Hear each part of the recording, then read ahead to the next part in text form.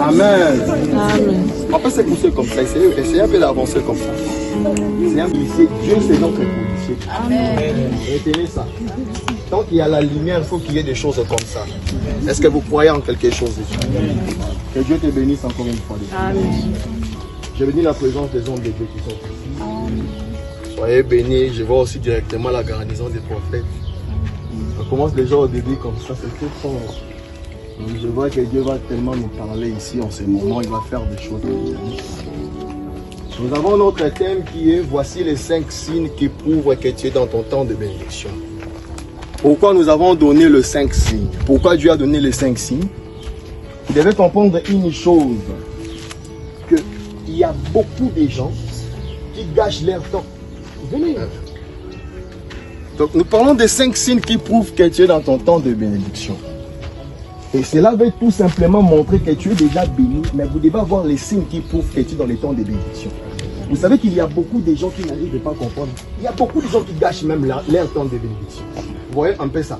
Maintenant, si on ne vous enseigne pas, on ne vous montre pas les signes qui montrent que cette personne, il est dans son parfait temps de bénédiction, vous risquerez même de perdre le temps. Vous voyez?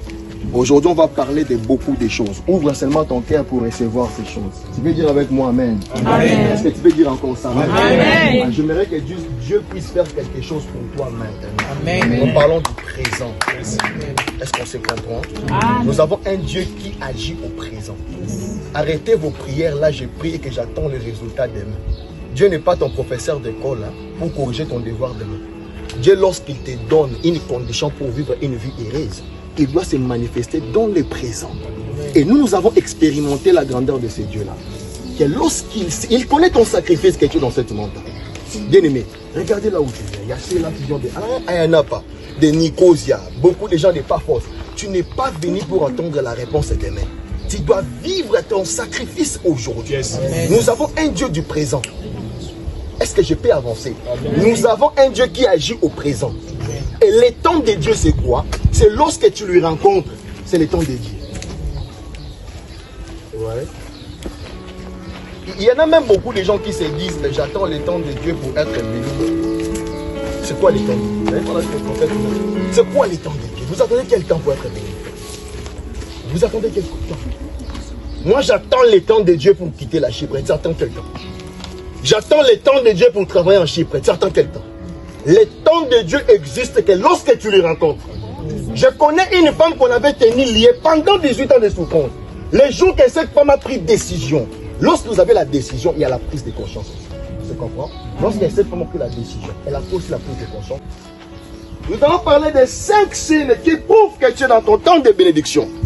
Les 5 signes de bénédiction pour toi, les 5 signes d'avancement pour toi, les 5 signes de réussite pour toi. Et tu dois comprendre que, étant donné homme, je dois avoir ces éléments pour comprendre mon temps de bénédiction. Amen. Et si j'ai ces éléments en question, je connais comment juger les temps de bénédiction. Est-ce qu'on se comprend correctement? J'ouvre mon cahier. Moi aussi, je dois enseigner aujourd'hui. Nous allons prendre le livre de Genèse, chapitre 37. Vous allez tirer à côté les temps de Joseph. Nous parlons du temps de Joseph. Vous tirez à côté les temps de Joseph. Nous sommes dans Genèse 37, les versets 3 à 9. Vous allez tirer à côté les temps de Joseph. Tirez à côté les temps de Joseph. Genèse 37, 3 à 9, parole du Seigneur. One by one. Okay. Israël aimait Joseph plus que tous ses autres fils, parce qu'il y avait eu dans sa vieillesse. Et lui fit une tunique de plusieurs couleurs. Avance encore. Ses frères virent que leur père l'aimait plus que eux tous, et ils le prirent en haine. Ils ne pouvaient lui parler avec amitié. Joseph eut un songe, et il le raconta à ses frères, qui les haïrent encore davantage. Il y quoi? Un songe. Autre terme, on peut dire quoi? Il a réussi un message. Comment était ce message? C'est l'enseignement. Tu dois répondre. Comment était ce message? Ouais. Donc, il a eu une clé de bénédiction pour sa famille. Ouais. Avant que je donne le premier signe, j'aimerais te faire comprendre. Il y a des choses que Dieu te parle. Il ne faut pas parler de tout le monde. Amen. Est-ce qu'on se comprend correctement? Les problèmes n'étaient pas Dieu. Les problèmes étaient Joseph. Parce que je peux avancer correctement. C'est dans la Bible. Il y eut un songe.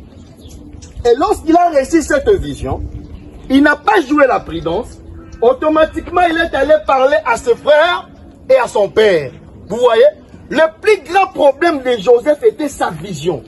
Oh, dans la vision, nous voyons la révélation.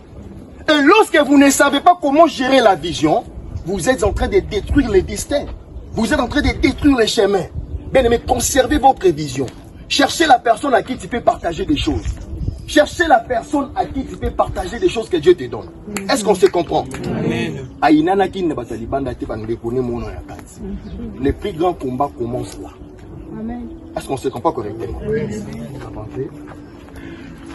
Il leur dit, écoutez donc ces songes que j'ai eus. Il commençait même à rencontrer ses songes à ses frères. Vous voyez? Donc, entre termes, il rencontrait la clé des bénédictions à ses frères. Faut que je te dise quelque chose. Dieu vient aujourd'hui, te fait confiance. Aujourd'hui, je vais travailler avec toi. Venez. Déposez le téléphone là-bas.